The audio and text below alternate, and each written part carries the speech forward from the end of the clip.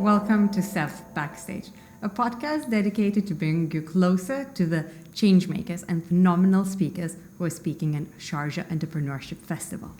I'm Simona, account manager at Albi, a geo-intelligence platform based out of UAE, and now I'm sitting down with Saamer Hamadeh, the founder of Big Mouth Concepts, to talk about restaurants, about the business of restaurants, and how do you exit through franchising and other different options. Who knows what else? Who knows what else? It's great to have you here. Thank you for having me. So you just mentioned that you are not the biggest cooks of the world. Oh, no, I'm not even the smallest. I don't know how to make food. How did you get into the restaurant business? I got into a lot of different businesses first. This one seemed to stick because I was good at developing concepts. So I feel like I know how to give people an experience. So that's where the opportunity came up for me. It wasn't because I love food or like I'm obsessed with, visiting restaurants when I travel. Or no, it's not like that at all. It was just more of an opportunity for me. So I really love how you say you're good at designing and developing experiences. Yeah. In your eyes, what makes a great dining experience? The biggest, I'd say, if I had to give you one thing that you need to take away from this, I'd say you want people to remember it. You want to create a memory in the space. That's why when I'm working on a concept, I'm thinking, if this was a movie scene, what do I want people to think or feel or hear or eat or whatever while they're there? So I think memorability is the most important part for me in developing a concept. Everything else is almost secondary. So you've developed a range of different concepts in Dubai. Yes. Can you share what was the inspiration and was the thought process for a few of them and how did that evolve? So I'll skip the first three because they're more nightlife, so they're not as exciting as the one that I opened 6 years ago almost, Akibadori, which is a Japanese street food concept with a Tokyo-style Neapolitan pizzeria. I mean, you're going to be like, Neapolitan, Tokyo, pizza, what are you talking about? So where's sushi? Yeah, I mean, so of course sushi, and we don't have ramen, believe it or not, because it was supposed to be street food. It was supposed to be a street food concept. So that came about. People ask me that question a lot, and they always think I went to Japan and I came back and I got excited and I wanted to open a Japanese concept. It's very far from the truth. I've always loved Japanese culture because I'm a sneakerhead, or at least I was a lot more than I am now. So I've always collected sneakers, specifically Japanese issued or Tokyo issues. I've been playing video games since I can remember. So Nintendo, I grew up on Nintendo. I was a Nintendo kid, not a Sony. I mean, they're all Japanese, right? So all that world for me brings me back to Japanese culture. So food-wise, I could have Japanese food any day. But then again, I could have Lebanese food any day. I could have burgers any day. I could have pizza. So I'm not like obsessed with the cuisine itself. So for me, it was just an opportunity. So seeing what was available in the market, you had a very wide spectrum of concepts as far as Japanese are concerned, not Asian. I'm talking about specifically Japanese. So you've got the pinnacle of Japanese fine dining, luxury dining, but it's more on a Peruvian side, which is Zuma. Then everything else was kind of fast food, so cheap and easy, which is great. You need that. I mean, not everyone wants to go spend a little fortune every time they go out. So there wasn't really a place in between those two that was a concept. Yes, there were casual Japanese diners. I'm not the first one to create a casual Japanese. That's a ridiculous thing for me to say. But they were all typical, traditional Japanese, what people would expect. It's like watching Kill Bill and you're like in a dojo and you see the wood and the low-level seating and everything's the same and it's Japanese music, like classical Japanese. I wanted to develop a Japanese concept for people that have never been to Japan, like me, because I've never been to Japan, but have always fantasized about what Japan looks like. And I don't fantasize about Japan and think dojos and I think kimonos and I think wood and very zen. I think Akihabara, I think, downtown Tokyo, I think Mario Kart on the street, I think super colorful, neon. When people think of New York City, they think of Times Square. They don't think of Soho. They don't think of the art districts. They don't think of the Bronx or Brooklyn. They think Times Square. I mean, I go to New York all the time. I don't like Times Square. I'm just saying most people associate New York with Times Square. So taking that idea out, I just imagine I was walking down a little alleyway, again, imagination, in Tokyo, and what would I see in this alleyway in Akihabara, which Akiba is short for Akihabara, which is the electronics town, or the electric city of Tokyo. that's where you'd go buy electronics. That's where you'd find the manga cafes. That's where you'd find the video game cafes. So it's a very unique mix of hyper-Japanese culture and also tourism. And Dubai is the global leader when it comes to anything tourism related. So I thought if I want to open something like that in Dubai, I want something that would appeal to either tourists and to people here who travel a lot. So that's how it started, honestly. It's just the little bit of research, named it Akiba Dori. Dori just means street, because I wanted to own the trademark globally. So I always do that when I develop a concept. Whether I know I'm going to franchise it, completely irrelevant. I just want to make sure there isn't another Akiba Dori anywhere. Dori is the correct pronunciation, but I don't want to keep correcting people, so I just changed my own pronunciation of it. So we own the trademark almost everywhere in the world. There's no Akiba Dori as a concept, even in Tokyo, anywhere in Asia. So it was a very strong word, a very strong name. People pronounce it easily, most people. And some people don't, but it's okay. I keep getting asked, oh, you opened in Atlantis, or you opened on the Palm. I'm like, that's Akira Back. He's like a superstar chef. Like, that's not, Anyway, so... But it's a good correlation. Yeah, it's not a problem. I'm like, sure, I do. That's my place. I'm like, just go with it. So anyway, so for me, again, the opportunity was to develop something unique and something that hasn't been done or hasn't been seen, which was a fake indoor alleyway. You walk into this space, you got a bakery on the side, a little coffee shop, an arcade. I even bought the arcade machines from the son of the founder of Atari. Wow. So Nolan Bushnell, who founded Atari in the 70s, his son Tyler he built a modern arcade company, and I bought machines from him. I was his first customer, I think, outside the US. So, and then you walk forward, you have a pizzeria, and then you have a kitchen. So every section within Akiba Dori became its own brand. So it wasn't all one identity. You walked in there and everything had its own little unique presence. So, yeah, and then you're probably going to ask me about the pizza. I'd be like, what are you thinking? So when we get into the pizza. So tell us about the pizza. I was at a kid's birthday party before I had a kid, and I bumped into one of my really close friends who happens to go to Japan all the time. He's there maybe once a week, once every 2 weeks. And he kept telling me about this pizza. We got to do this pizza. We got to do this pizza. I'm like, dude, I'm not going to open just a pizzeria. I want to have the street food element. I want to have the bakery element, the coffee shop element, the kind of music, and we play Japanese hip hop. We play like music composed by Japanese synth and new disco artists. So it's very unique from that perspective as well. We even have a channel in Emirates with our music. So since I was building this fake street or this fake alleyway with different components to it, it feels like you're on a street and you look to the right and you see a bakery. You pop in, everything's designed that way with our designer Parolio, who's based in Madrid. I'm like, why don't I bring the pizza concept? Find somebody, send them to Tokyo to learn how to make this pizza, and bring back and open a pizzeria as part of Akiba Dori. So that became Tokyopolitan. So Tokyopolitan is a brand on its own. So I could go open a Tokyopolitan in Sharjah tomorrow. It's just the Japanese style pizza. So found a pizzaiolo, Luigi, and sent him to Tokyo to learn with a guy who doesn't speak English. The Japanese became super famous for pizza after the Michelin Guide picked it up. And they're like, oh, they make incredible pizza. Because a guy who lived in Naples in the 80s went back to Japan, realized there's no such thing as Neapolitan pizza. Went back to Napoli, tried to learn how to do it. They're like, get out of here, we're not going to teach you. So he wanted to buy an oven. They kind of, eventually sold him an oven. He wasn't happy with it, went back to Japan, built a brand new oven. So it's a Japanese design, Italian influence. That's what we bought. We bought that oven, which takes like 6 months to make and ship and assemble.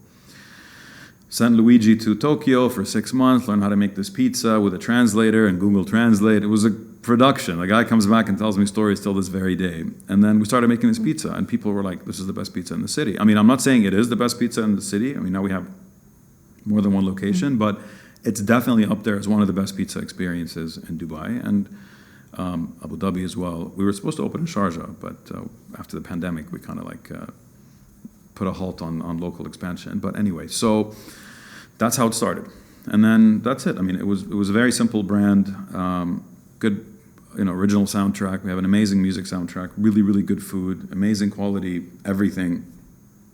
And it kind of just worked out. And yeah. Me, when I look, obviously, in Dubai, specifically in Dubai, we are spoiled for choice. Oh, for sure. Of great food, concepts, and anytime I have friends, family coming to visit, the constant answer is food taste great everywhere. Yeah.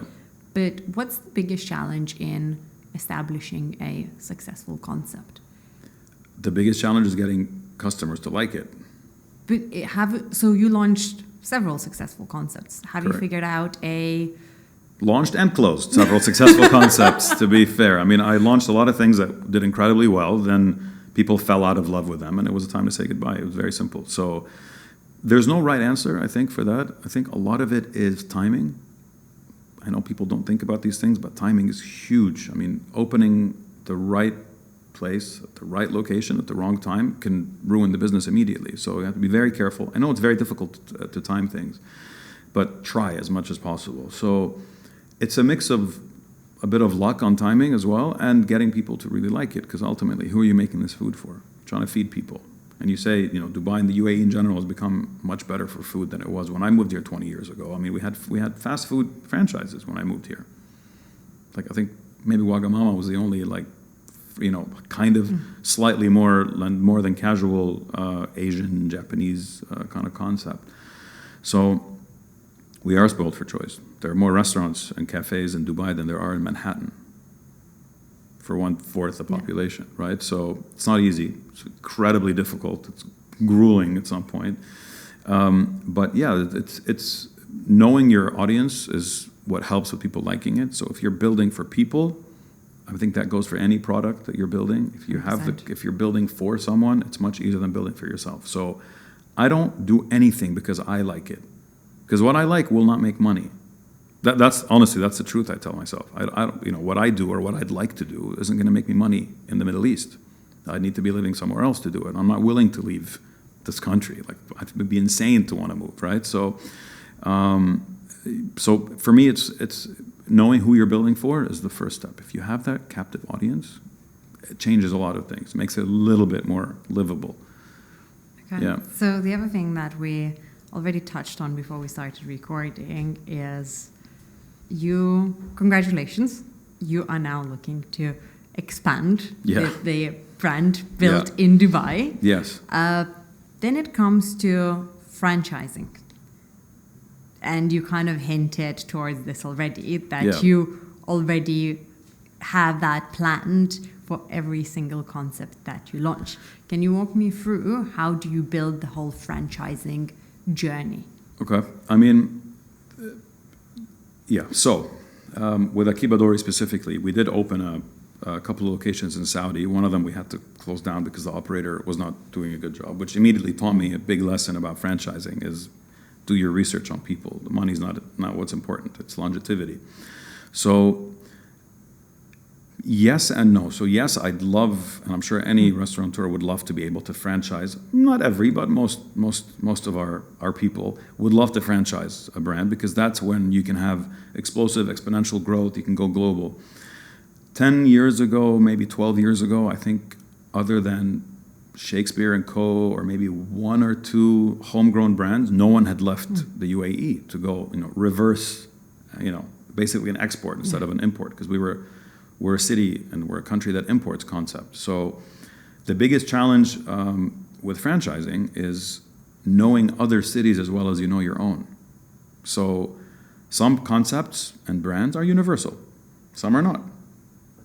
Some concepts would never work outside of the GCC. Some might not work outside the Middle East. Some might work in parts of Europe, not other parts of Europe. So just because you have a successful concept in London doesn't mean you can take it to Paris successfully. And that's literally a couple of hour train ride. So the first thing is knowing what you're building and who you're building it for, to see if are you reaching a universal audience with what you're building. Yeah. Pizza is universal. So yes, in theory, I could take a pizza concept anywhere on earth, even the smallest island, tourist towns, metropolises, anywhere. Taking it from the UAE out, something that's made in this country, specifically in Dubai, which is again a tourist hub and a global trade hub as well, I think is a very unique positioning for people. Taking a brand from here out is incredibly interesting, because if you're walking around anywhere and you see a brand that says, made in the UAE or made in Dubai, you might be like, this is interesting, even if you've never been, but you probably would have heard. Most people will go to a London import if they've even never been to London. Be like, this place, they brought this place from London, but you've never been there. Doesn't matter, it's from London. So I like that people are starting to think that way because it's very important for our local industry because we are building an industry at the end of the day, right? Hospitality is an industry, F&B is an industry. So with me personally, I think it would be nice to franchise. So I make sure whatever I'm developing has a chance to go out of the city, which is why my partner Sultan and I did 11 Green, which is a new burger joint that opened in Dubai 8 months ago. Actually, definitely going to open in Sharjah. We opened 2 now in Dubai, and from day one, we thought this has to be a brand that could be like the next Five Guys, or else what's the point of doing it? To have one store, you're not building anything with just one, unless you're a Zuma, where you can't have more than one in key cities. You can't have 2 Zumas in Dubai. It doesn't make sense.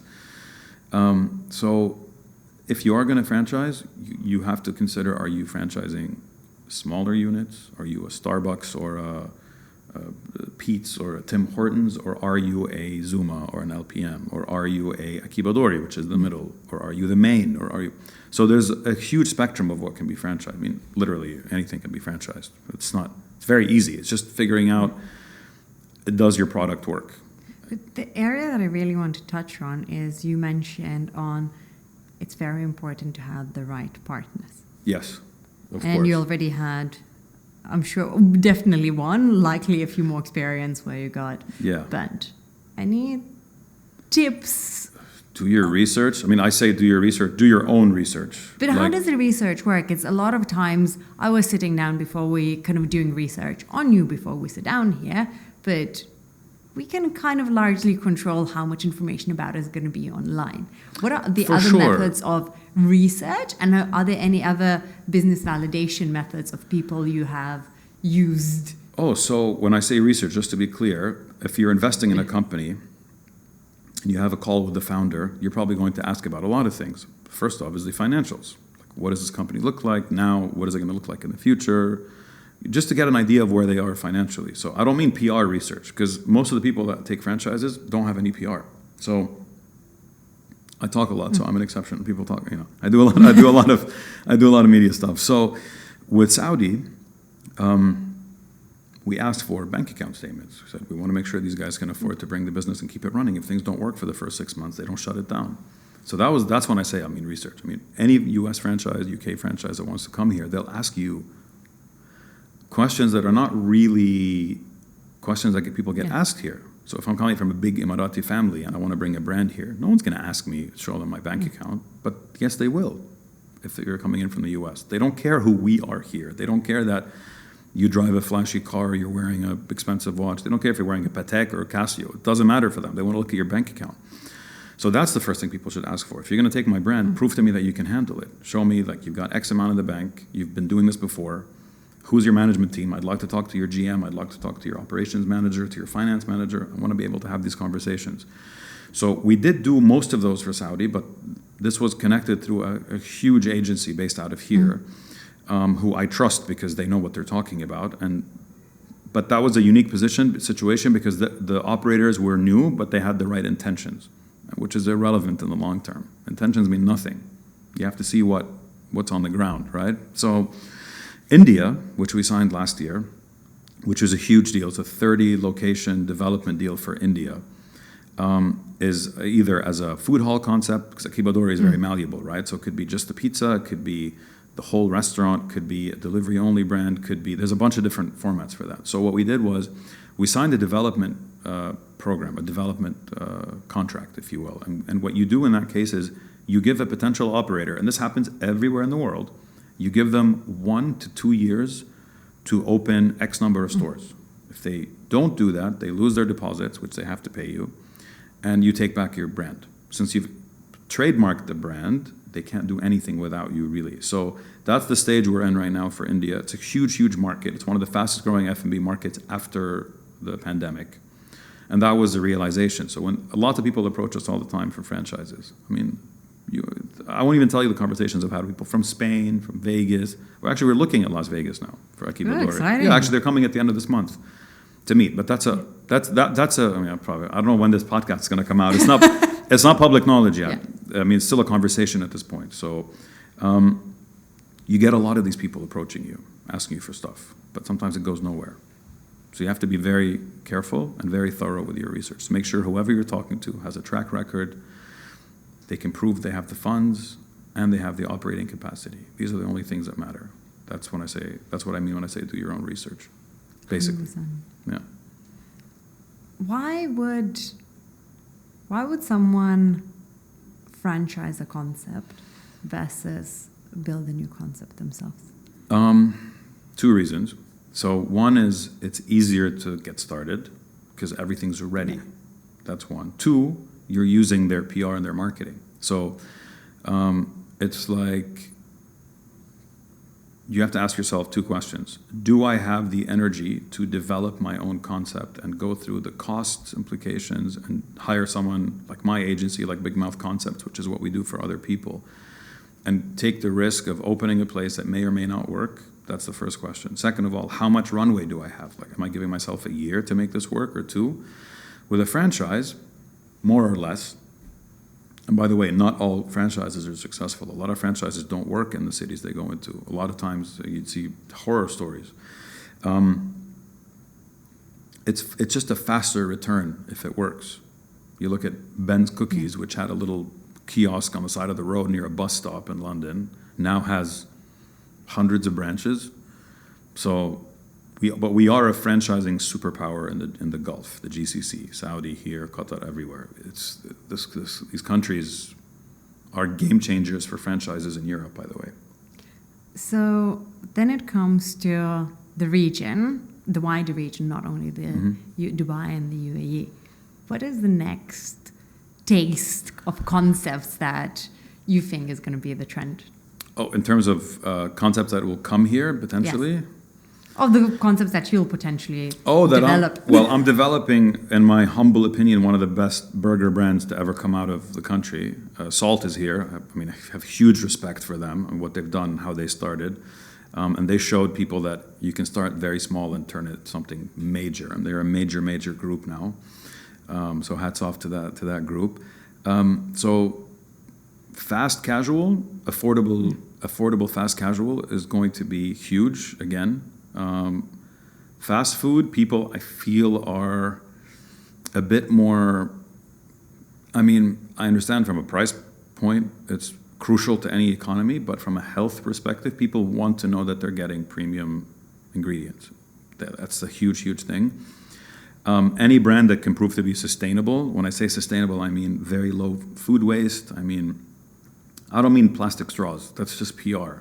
I mean real sustainability, like something that can last a long time, because whatever ingredients you're using are readily available. You're not building a brand around something that's endangered or might not exist in 10 years. You want to make sure whatever you're building can actually, so farming is huge, globally, but here it's still very underdeveloped because mostly greenhouses. But now with a lot of the developments happening in Saudi Arabia, I see a lot more farm-to-table concepts happening, like a lot more.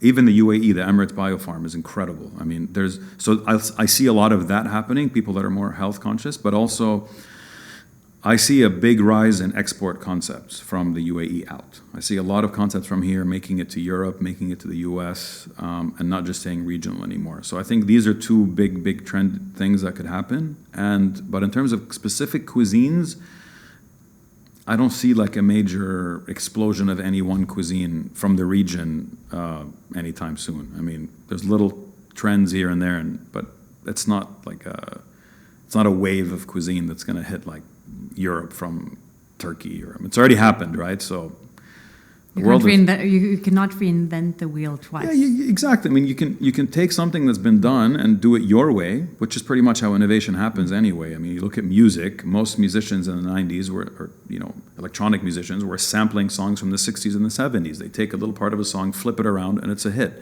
So that's what we do, really. Let's be realistic. How many times have you been to a restaurant and thought, this is incredibly original, I've never had this before? I can't think of one restaurant I've been to that's, the first time you have something for you is an original experience. But after that, if it's readily available. So, and that's great about this, our industry here, is that we're not trying to be these 12-course, elitist establishments. There's a lot more food for the people going on in the UAE, which I absolutely love for this market. Very exciting Yeah. for the dining that's to come. Yes. And for the new concepts that you're going to bring to the region and around the world. And thank you for sharing your insights, expertise, and pleasure. knowledge. Thank you for having me. Very delicious conversation. Thank you for having me. Thank you. Thank you.